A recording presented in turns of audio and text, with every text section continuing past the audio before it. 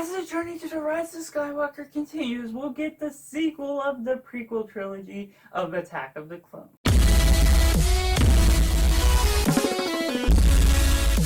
Hello everyone, I hope you're having a cinematastic day. I'm Josh, this is Simply Cinema, and before I get into my thoughts on Attack of the Clones, I'd love to hear your thoughts down below. Was it a good movie, was it bad, or just somewhere in between? And how does it work as a sequel and the transition from The Phantom Menace to Revenge of the Sith? If you're new here, make sure to subscribe to Simply Cinema as we're getting toward the end of the year, and then we also have a Star Wars playlist of all Star Wars movie reviews, and we'll be getting to the rest of them on the journey to the Rise of Skywalker. Set 10 years after The Phantom Menace, Attack of the Clones continues the chaos of the Republic and just trying to get the order of what's going on. And there's a separatist movement going on that's been planned for years that even could take out the Jedi, but there's suddenly a moment where there's hope for the galaxy and for the Republic as there's a clone order made on them, and that's what leads to the Clone Wars by the end. Starting with the positives, I feel this film is really underappreciated for what it does. It sets up the Clone Wars and sets up Episode 3 in the same time as Episode 3 comes out 3 years later. But also, the Clone Wars is a film that is a TV series that comes out 5 years after this, and it's just really enjoyable and it really works well. And it led up from this and is very successful to this day, but even as Episode 2 is not enjoyed as much, I think it still works as it is. Not only does it set up the Clone Wars, it just works really well at using Anakin's story arc, continuing off of the Phantom Menace, moving 10 years in. He's more experienced, more trained, but he's still reckless and needs to be just put in order and just understand the Jedi ways. And his story arc is starting to move toward becoming Darth Vader as you see him in the original trilogy.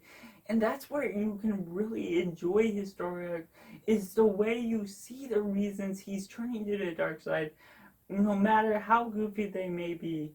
And just the way his acting is portrayed as Hayden Christensen is just done really well. It makes me really enjoy his character. And the relationships we get between Anakin and the Jedi Council, Anakin and Padme, Anakin and Obi-Wan as his mentor, just all work really well. It's great dynamics that looks believable, though not with Padme necessarily. And it's just really entertaining in some different moments, especially in the final battle on the duel on Geonosis, on the Battle of Geonosis, with the introduction to all the separatist battle droids, with all of the Republic clone troopers, and just the battle that begins from that leads to the TV series coming out 6 years later. It's just really enjoyable, and especially that battle is done just right. It's lengthy and it's really enjoyable. And that's what I really enjoy about it, and I really don't mind the video game sort of CGI style that works within the film. And as we get some villains such as Jango Fett and Count Dooku, they're enjoyable as they are, and I really like their characters. And we don't get as much as Dooku as I would have liked, but he's still given just enough. And even with Jango Fett, I feel like we get more of him than with Boba Fett, who is introduced in one movie and goes on to the next and killed off soon after. But with this, I feel like you get a lot more action with him. You get at least one really good battle with him versus Obi-Wan Kenobi.